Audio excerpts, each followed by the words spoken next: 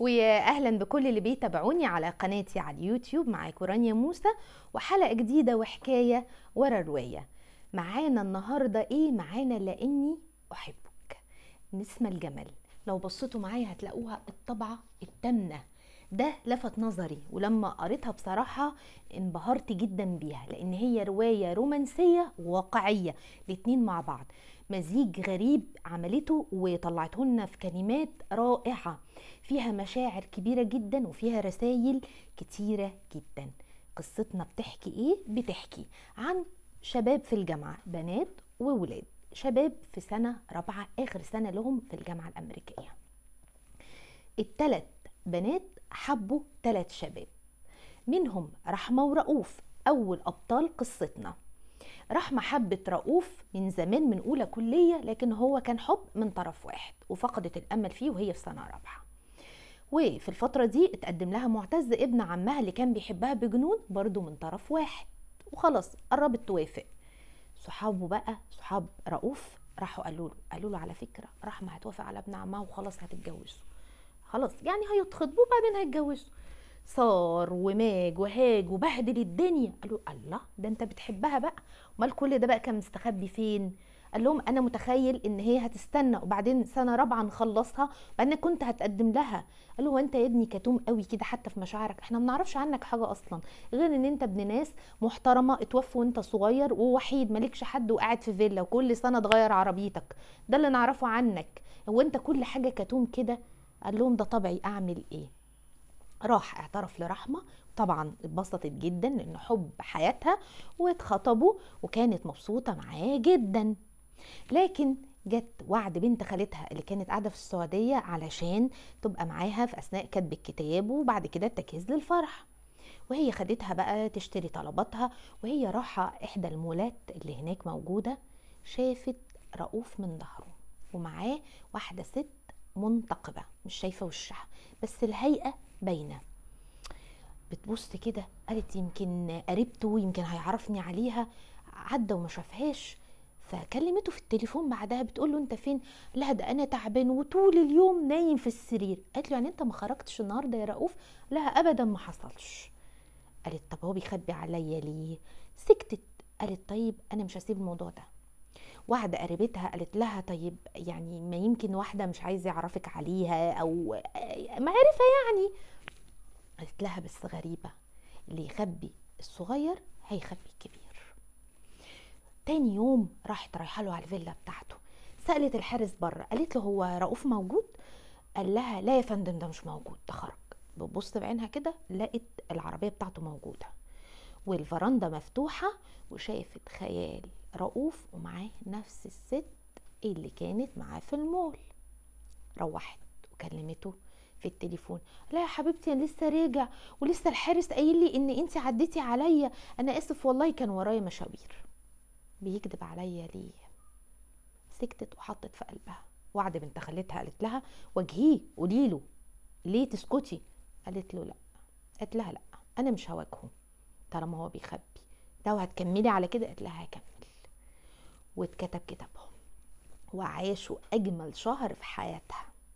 رحمة بتحبه جدا، كانت عايزة تعيش معاه أجمل قصة حب بحرية من غير قيود، وده اللي حصل. لكن لما قرب موعد الزفاف قالت له مش عايزاك. أهلها بهدلوا الدنيا وقالوا انت مجنونة انت متدلعة. قلت لهم أنا مش عايزة أتجوز، يعني مش عايزة أتجوز. رؤوف انهار وهي انهارت من بعده عنها ودخلت المستشفى. لغاية هنا هنسيبهم ونرجع لهم كمان شوية. رحنا بقى لتاني قصة معانا، عهد وأمجد. قصة حب محترمة ماشية بالمسطرة، كل حاجة مظبوطة، الأهل موافقين والاتنين بيحبوا بعض، اتخطبوا بعد ما اتخرجوا واتجوزوا وكمان خلفوا طفل جميل سموه ياسين.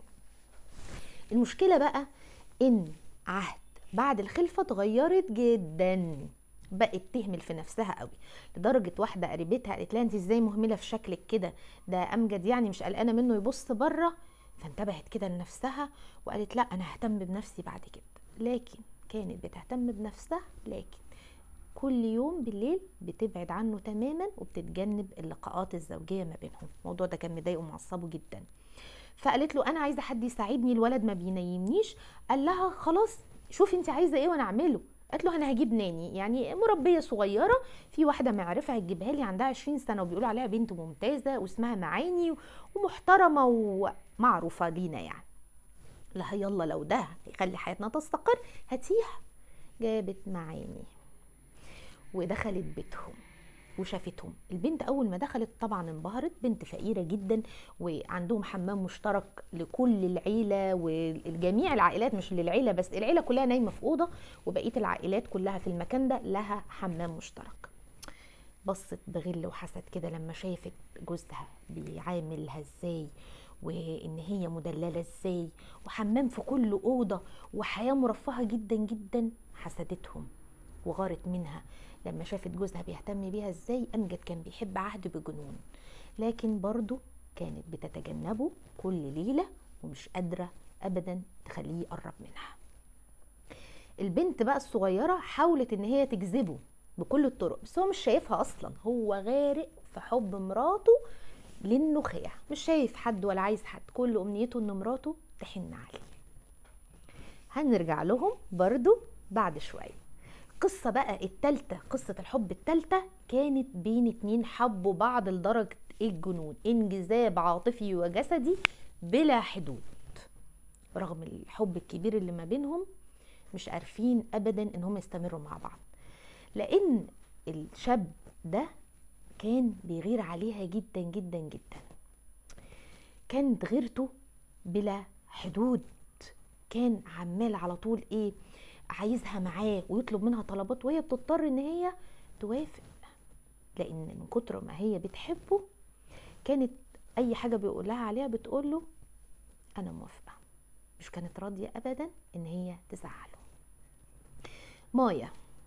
مايا وعمر، قصه الحب الجميله جدا اللي انتهت نهايه في الفتره دي او لغايه هنا من احداث القصه نهايه غير سعيده، لانه من كتر ما هي كانت بتتجاوز معاه وبلا قيود معاه ابتدى يحبها ويغير بيها عليها اسفه، وكمان يشك فيها.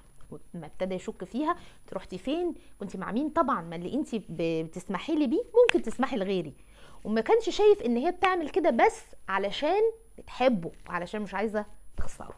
هي طبعا كانت غلطانه لكن الحب كان عميها. نهايتهم في اللحظه دي جت لما قالت له انا مش عايزاك، لانه ابتدى يهينها ويضربها ويمسح بكرامتها الارض.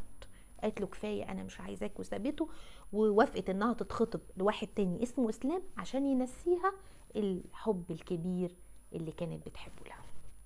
حصل ايه بقى بعد كده؟ اللي حصل ان رؤوف سافر السعوديه، وبنفاجئ ان له اخت اللي كانت بتقابله دي في المول ومعاه في البيت، دي اخته متجوزه سعودي ومخبي على حبيبته، لان كان فيه طلب كده من جوز اخته ان زي ما هو صرف عليه طول سنوات دراسته لانه كان يتيم وكان مفيش امكانيات تخليه يعرف يعيش، اتجوز اخته وقال له لما تتخرج هتيجي اجوزك اختي وتعيش معنا في السعوديه. فكانت النتيجه ان هو خاف يواجه اخته وخاف يواجه حبيبته، واضطر ان هو يخبي على الاتنين، وكان في دماغه ان بعد الفرح هيقول لهم وهيعرفهم ببعض. اللي حصل ان وعد قابلته قريبه رحمه وشافته معاها وقالت له مين دي، انت عارف ان هي دي السبب ان هي سابتك؟ قال لها طب ازاي ما قالتليش؟ قالت له فات الوقت، انا عموما لو عايزني اقول لها انا هقول لها، بس هي خلاص نسيتك. فعلا وعد قالت لرحمه، بس رحمه كانت بتتعافى بحب جديد، عرفت معاه يعني ايه امان ويعني ايه صراحه. لما كلمها رؤوف قالت له خلاص انا مش عايزاك لان انت ما كنتش صادق معايا، وبعدين اختك دي كان لها فضل كبير عليك، بتخبيها ليه؟ طالما انت مش عايزني اعرف اختك ولا حياتك الخاصه يبقى ما كنتش تلزمني، وانا فعلا نسيتك، مش بجد مش زعلانه منك ولا حاجه، لا انت قصه وانتهت. والامان الحقيقي لقيته مع معتز اللي كان معاها في كل لحظاتها من ساعه دخولها المستشفى لغايه ما طلعت منها وكانت هتتخطب له. القصه الاولانيه انتهت نهايه حلوه لرحمه، لكن رؤوف اتعذب جدا جدا جدا. القصه التانيه اللي اتحلت برضو لكن اتحلت بطريقه صعبه قوي. حصلت مشكله بين عهد كبيره مع حماتها لان هي عدائيه جدا تجاه الستات الكبار، وهو نفسه كان مستغرب. لا انت بتعاملي مامتي ليه بعداء كده؟ يعني بتعمليش حاجه. قالت له ازاي انت مش شايفه بتقول لي ابنك غلبني؟ قال لا، هي اذا كان انت بتقولي ابني غلبني ليه عدائيه مع امي كده؟ فقالت له انا اصلا متضايقه منك ومنهم. طولوا على بعض في الكلام، وصل ان هو ضربها بالقلم. طبعا انهارت وخدت ابنها ومشيت، لان هو اتهمها اتهامات صعبه، وقعد يقول لها انت مش زوجه وانا زعلان وانا وقال لها انا الغلطان ان انا عماله اغفر لك غلط في غلط لغايه ما بقيتي تهنيني. مشيت وسابت البيت ونسيت ان هي سايبه تعبانه موجوده مستنيه الفرصه عشان تلدغ. للاسف نسيت معاني اللي كانت موجوده في البيت، وراحت لاهلها. هو ما قدرش يبعد عنها، راح لها البيت بالليل. قالت له انا مش عايزاك، انت ازاي تهني بالطريقه دي؟ طلقني. هو بيحبها حب كبير جدا، ما قدرش يتحمل. وبس لما لقاها بتقول له انت ابن امك وقال لها انت انسانه مش سويه، مشي وقال لها هطلقك. انهار، وللاسف اضطر ان هو يشرب كتير في اليوم ده. طبعا دي حاجه غلط، بس هو سكر ومحسش بنفسه وراح على البيت. كانت معاني مستنياه، كان شايفها مراته، مش كان شايف ان دي الشغاله اللي كان بيحاول يساعدها ويجيب لها كتب تقراها وبيحاول ان هو يرتقي بيها، لكن هي كانت حيه. شافها ان هي عهد مراته، وهي لعبت دور الزوجه في الليله دي. وقبل الصبح ما يطلع وقبل ما يفوق قامت من جنبه لما لقيته بيناديها باسم عهد وبيقول لها وحشتيني يا حبيبتي. اتغاظت اكتر جدا منه. اللي حصل ان والد زوجته تعب وراح العنايه المركزه بعد الخناقه، ولما لقى بنته بيحصل كده ما استحملش. ابتدت مراته ترن عليه تعالى الحقني، ما بيردش. كلمت صحابها اللي هم صحابه، جريوا عليه في البيت. صاحبه دخل شاف منظر الشغاله، بالنسبه له مريب، بيقول له الشغاله دي شكلها مريب، دي بتتصرف كانها ست البيت. قال له يا عم دي بنت غلبانه، انت ليه بتقول عليها كده؟ بس لما دخل وصحى صاحبه من النوم ولقى الهدوم مرميه في الارض، حس ان في حاجه غريبه حصلت، بس هو نفسه مش فاكر اصلا ايه اللي حصل. جري على مراته، ولما لقى والدها كده صالحها وتصالحه وقال لها كده مش نافع. قالت له خلاص انا اتكلمت مع مامتي وانا هروح لدكتوره نفسيه. وبالفعل راحت لدكتوره نفسيه وقالت لها سبب اللي انت فيه ده عقده، علشان انت اتعمل لك عمليه الختان زمان، فانت رافضه اي حد ينتهك جسدك وعدائيه تجاه اي ست كبيره، لانك حاسه بالعقده تجاه والدتك ان هي سمحت ان يتعمل فيكي كده. ابتدت تتعالج بمساعده جوزها والحياه تستقر، لكن الحيه كانت عايزه تلدغ تاني وتنتقم منه لما شافت حب الزوج للزوجه. عملت ايه؟ عملت مصيبه، لكن المصيبه دي ما كانتش دلوقتي. المصيبه حصل يوم فرح الاتنين اللي بيتخانقوا ومش طايقين بعض دول وبيضربها ويشتمها.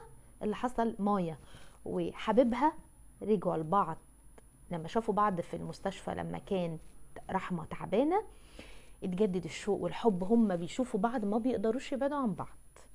قال لها انا مش قادر ابعد عنك.